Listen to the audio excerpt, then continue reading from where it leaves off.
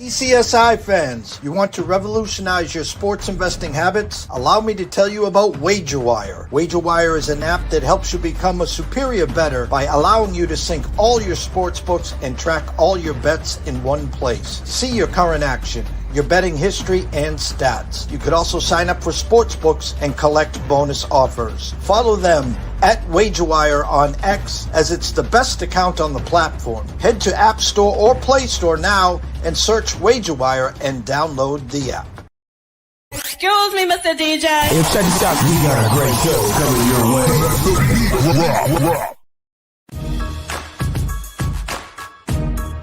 From the ECSI Sports Studios, it's the Midday Market Report with Jeff Dawson.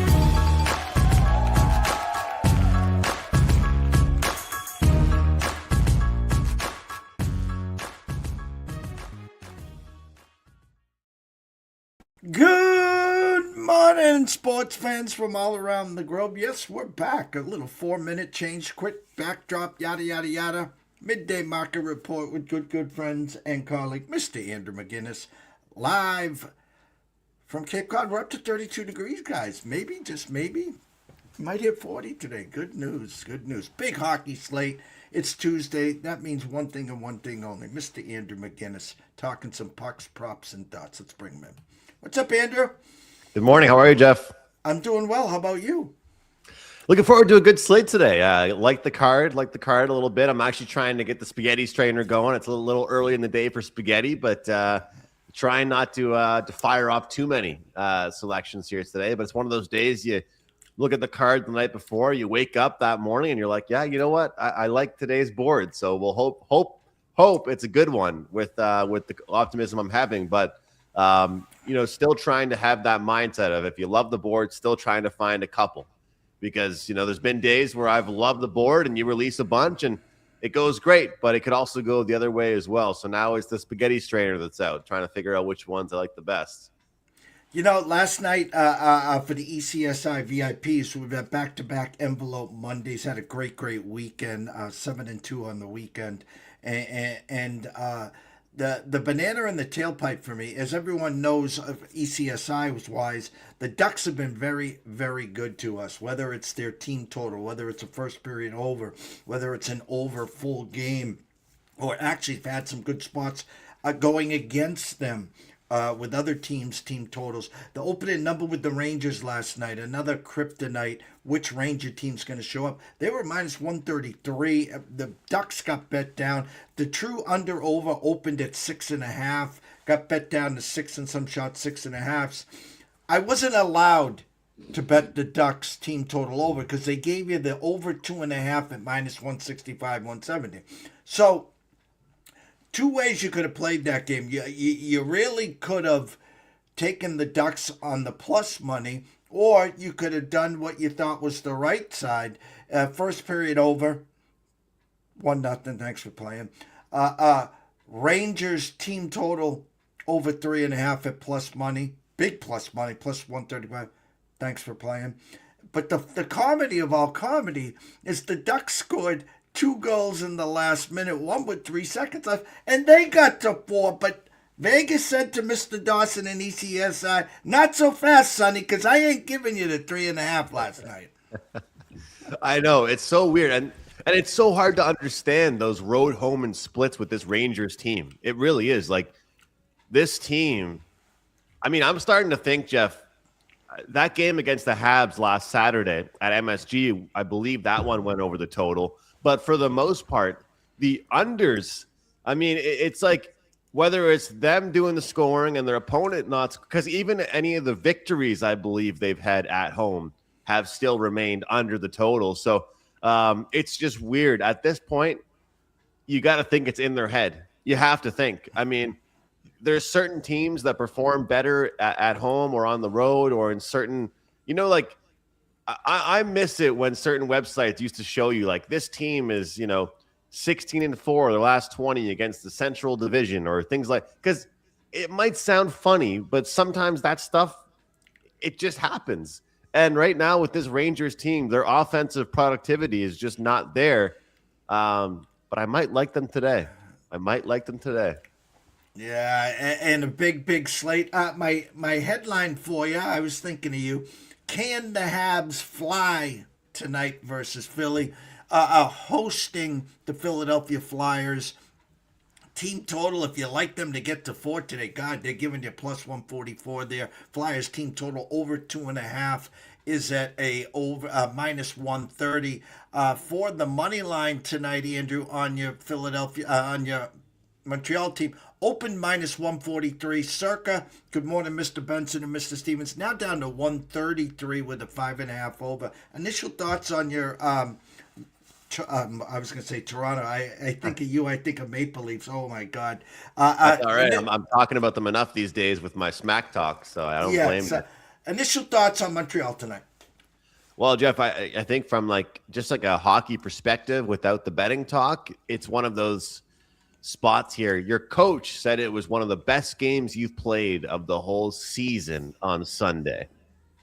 And you can follow that up in one of two ways, right? You know how that goes. You can follow that up with a great performance, or you can have a stinker, because that's been the biggest problem with the Montreal Canadiens these days. Is Martin St. Louis looks like the happiest coach in the league in one post-game press conference, and the next press conference he looks like he couldn't be more disappointed in his team after the press conference is over. So the consistency level has not really been there. They had a 3-0 lead against the Rangers on Saturday night. How great would that have been for a 2-0 weekend against the Rangers and the Oilers? And it was right there staring at them. I mean, 3-0 over the Rangers. They play against the Oilers, play really well.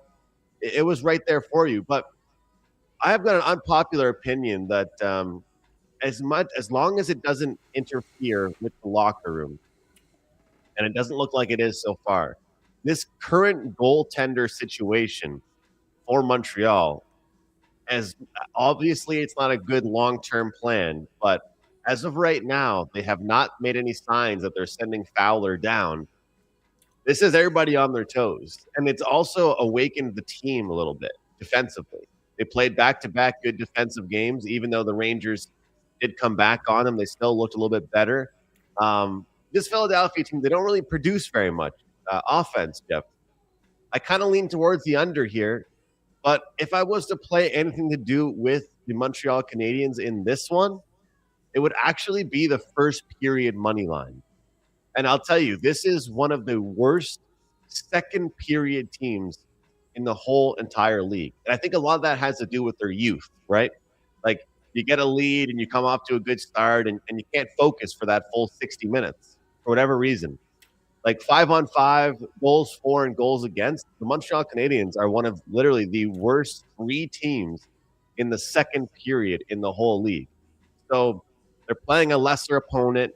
They just beat the Oilers. I believe this is their 3rd game in 4 nights. Jeff, they played, Thursday, Saturday, Sunday? Or no, this would be their 4th game in 6. So it's busy is what I'm trying to say here for them. But I do think the first period money line is the way to go, and potentially look towards the under. Before we get into your pucks, props, and thoughts and all that good stuff there, an overview of the landscape since our last show a week ago. We'll start in, I was going to say the AFC here. The brain's going a mile a minute here. In the East, Bruins being the Bruins, I don't know what to make of them now. A season that we initially had said is going to be a season of not making the playoffs, not being relevant, has turned the exact opposite. Stern, Marco's come in. He's played the kids. Geeky's been geeky. They've had some flashes of brilliance.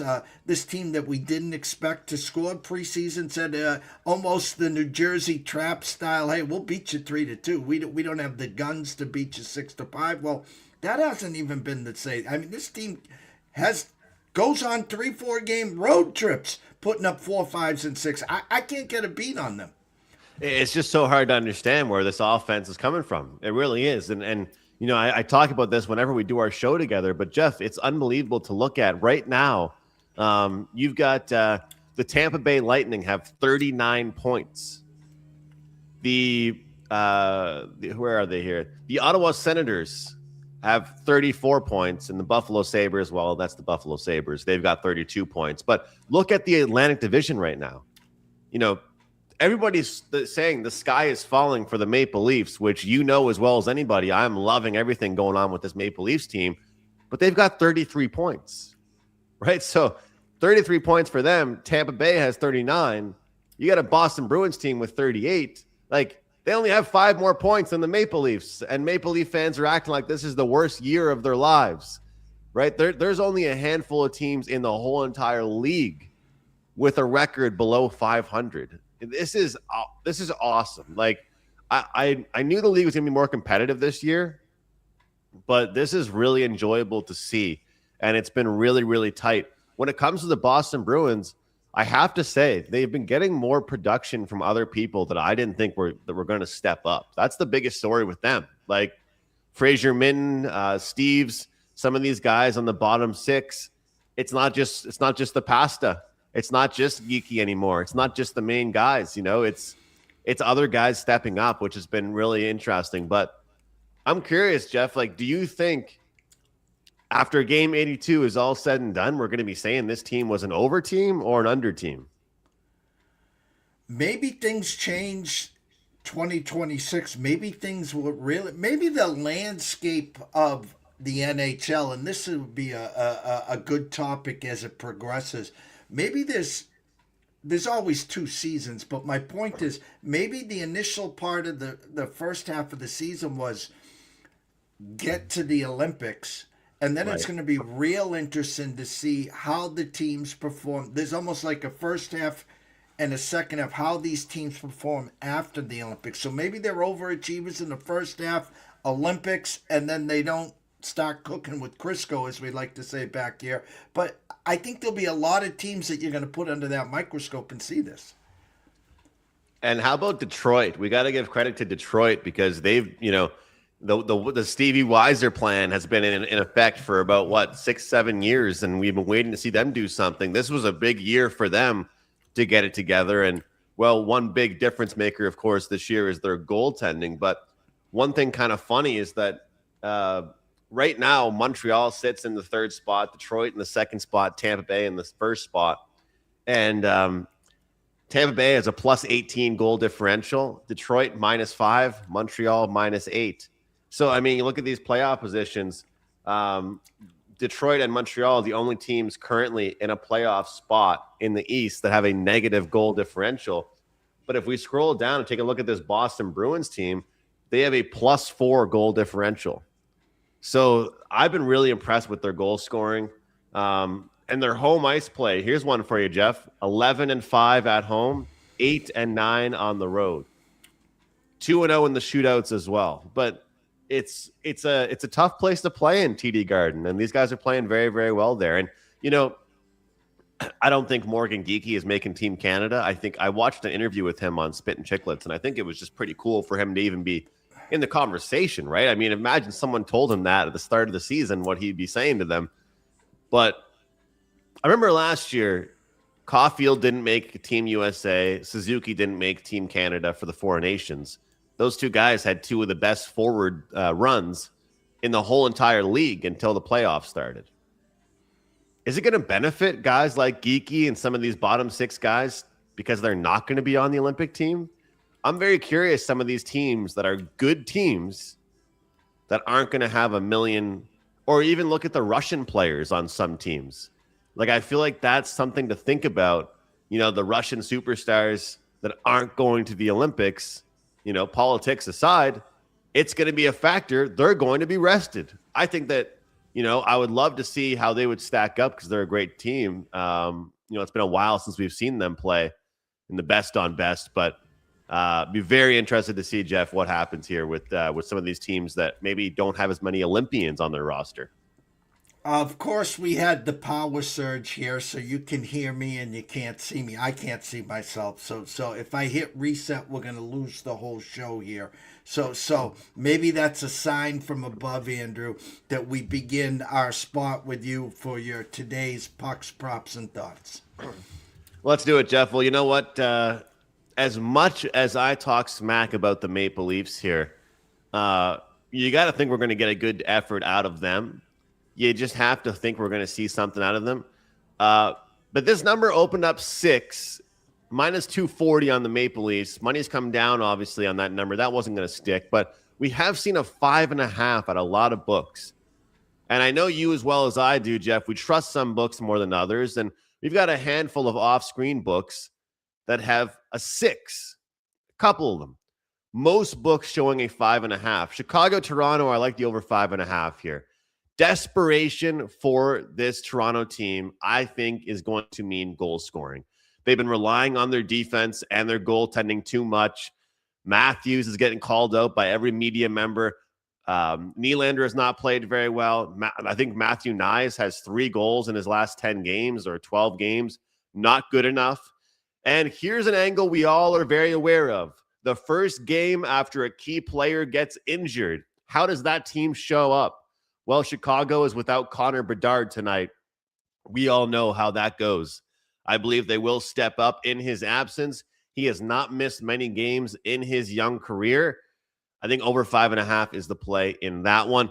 Talked about it earlier in the show, kind of teased it, but you've got Vancouver visiting the Rangers, and some might say it is kind of a weird price, but it is a second half of a back-to-back here for the New York Rangers. And, you know, overall, the landscape is pretty simple. You want to fade a team second half of back-to-back if they're coming off a win.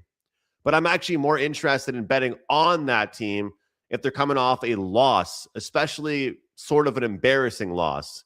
You know, we had Igor Shesterkin throwing his sticks around, throwing gloves around. He wasn't happy with how he played last night, and he also wasn't happy with his team's performance against the Anaheim Ducks. So they get a chance to play against Vancouver. Here's the deal as well. It has lost Quinn Hughes, their captain, their best player. They won their first game after that, 2-1. I don't think they're going to limit the New York Rangers, a very pissed off team, to just 2 goals. We'll see. New York's not been great at home, and I understand that. This is a spot that I'm willing to back them in. And the next one, last but certainly not least, there was one spot that stood out to me just a little bit here, and it was Utah and Boston. We've talked about Boston quite a bit here today on the show, but I got to say, I do lean towards the Utah side. And Jeff, if you're still with me, this is a Utah team that's not been looking too good. I believe they've lost, 4 of the last 5 games or 3 of the last 5 games. Their offensive production hasn't been great.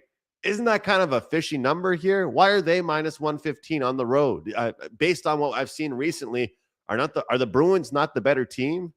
I think this tells us something here, kind of power rating wise, to do with this Utah team. Maybe their speed, maybe their goal scoring ability will get them the win against this Bruins team. But I do like the Mammoth on the road tonight at the Garden.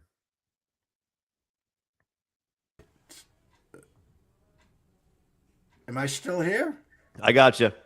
All right, we're flipping all around. Any props initially this morning that stick out to you? You know, again, like Austin Matthews has been shooting so much, Jeff, that I feel like it's worth it to play a shot prop on him. The guy can't score for whatever reason it is right now. I was taking a look at the 4+ shots market for him. Looking at some of the head-to-head stuff here, because I'm a huge head-to-head guy. Last handful of games, kind of the matchup here. If I can find it, where is it here? So Heineman, 4 straight games in his matchup, and he's got plus 150. He's got a point in 4 straight games against Detroit. What else do we have here? Jason Robertson's done very well in his matchup. We've seen Natchez do well in his matchup. But the only other one I wanted to mention was if you can stack Marchenko and Fantilli, those 2 players together, you get plus money. And that's what people have been doing a lot with the hockey props. Go on Daily Faceoff, go on Left Wing Lock, go on RotoWire, try and find some of these guys that play together. Take them both to get a point. Typically, when one guy gets a point, the other guy gets a point as well. You know, it's like in the NHL. If you like Suzuki to get a point, you like Caulfield to get a point probably as well. You know, and those are kind of some similar stacks that you can do when the point props are there. For some reason, Jeff, I'm not seeing a lot of my props popping up on some of the books that I use right now, but I'll try and get some out later on today. But those are a few that I like, and I'll tell you what, if Austin Matthews does not get 4 or more shots on goal tonight, I would be shocked. Well, the scroll has been going the whole time. Everyone knows to go follow you at McInnis Picks, at Wager Talk, WT.Buzz /A&M. It's $5 Tuesday, but tell them everything what you have behind the paywall, sir. Yeah, we got one best bet team total today in the NHL. One play, one winner yesterday. But, we've got that 3-day deal that's still going on right now. And it's a 3-day hat trick special, we're calling it. 3 days of all hockey plays going for $49. So, one play is typically $25. A 5% play costs $35. And if anybody wants to jump in and get all my hockey plays that I release, you can get those for 3 days for just $49. So always a good time, Jeff. Go follow Andrew McInnis at McInnis Picks at Wager Talk, WT.Buzz /A&M. And as always, make sure you're following him usually at noon, his time, 11 a.m. back east for puck time on Wager Talk TV. I want to thank everyone for showing up. Apologies for the power surge. I am here, believe it or not. Andrew is here as well. Behave yourselves and stay tuned. Thanks, Jeff.